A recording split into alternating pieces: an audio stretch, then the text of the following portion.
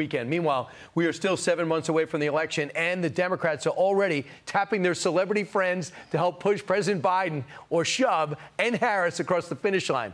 Last week, Joe Biden sat down with suddenly liberal, former king of all media and a level-headed guy, anti-establishment media personality Howard Stern. He's no longer level-headed. And how he did his best to show that Joe Biden is still not up for the task, despite struggling at times to hear Stern's softball questions. And while Biden was sitting down with superfan Howard Stern, his number two, Kamala Harris, sat down with actress turned TV host Drew Barrymore for a cringeworthy performance to show Harris as a relatable human being. Judge for yourself. I keep thinking in my head that we all need a mom. I've been thinking that we really all need a tremendous hug in the world right now. But in our country, we need you to be Kamala of the country. Tulsi, great to see you. Great to see you. Congratulations on the book. Thank you Great to see you. very much. All right, first off, you saw Drew Barrymore. I did. Kamala Harris. I've seen layups before, but I've never seen something like that. I actually felt, in a way, bad for the vice president. I've never seen anything like that. Have you? I have not.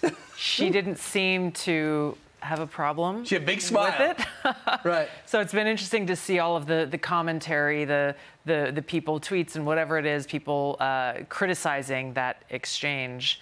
You know, the thing that caught my eye is how many people on both sides of the aisle had a problem with it, and yet they're distracted away from the actual substance. Like she's saying, okay, we need a mom.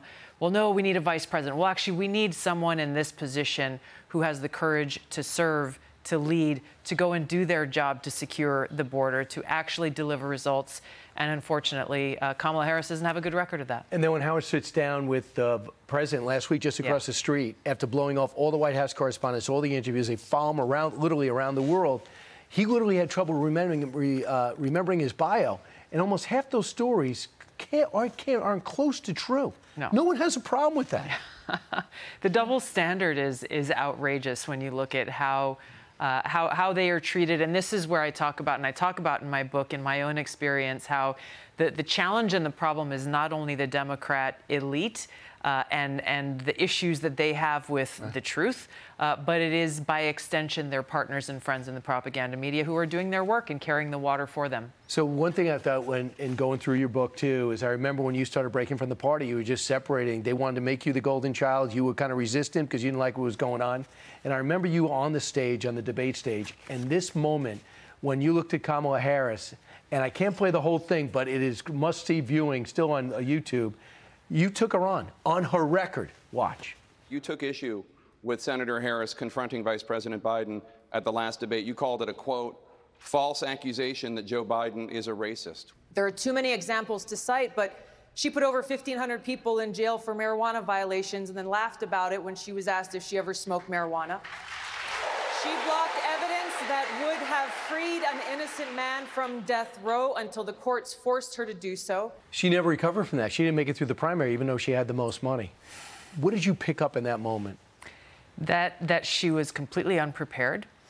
The information and the facts that I was stating were not very hard to find. A simple online search uncovered them. But the thing that was very telling there was how no one in the mainstream media had ever questioned her on her record, even as she was saying, I will be a prosecutor, president, proud of my record, and how they chose her as the anointed one. Hey, we're going to treat her with kid gloves. We're going to lift her up. We're going to feature her.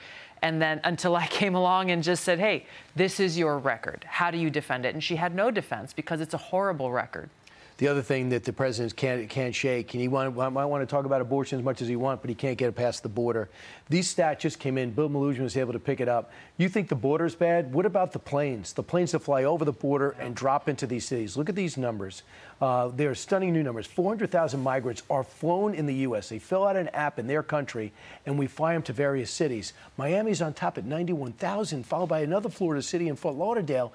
thousands of people. They're not telling mayors, they're not telling governors, but we're paying for it. We're paying for it in so many ways. It's not only the impact that it's having on our communities and our cities, it's the demands that many of these illegal immigrants are making when they get here, saying, where is our free housing? Where is our free food?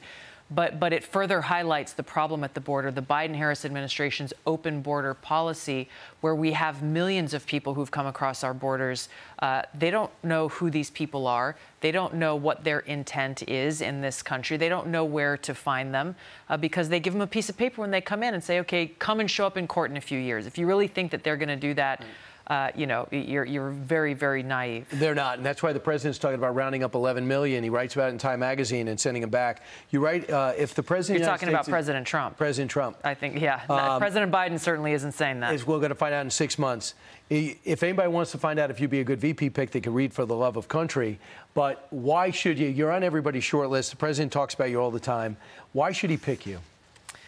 I have the opportunity, given the experience that I've had being a Democrat for over 20 years, leaving the Democratic Party, going into great detail in my book about all of the major reasons why that should be concerning to every single American, being able to bring over people who maybe aren't Republican or who don't know quite where they belong in a political sense or how they're going to vote is essential for us to be able to stand together as Americans, right. Make sure Joe Biden and Kamala Harris are sent home in this election, and come together to do the real work of solving problems both in domestic and foreign policy and get our country back on track. You know your way around Congress. You also know your way around the battlefield, and you're still serving the National Guard.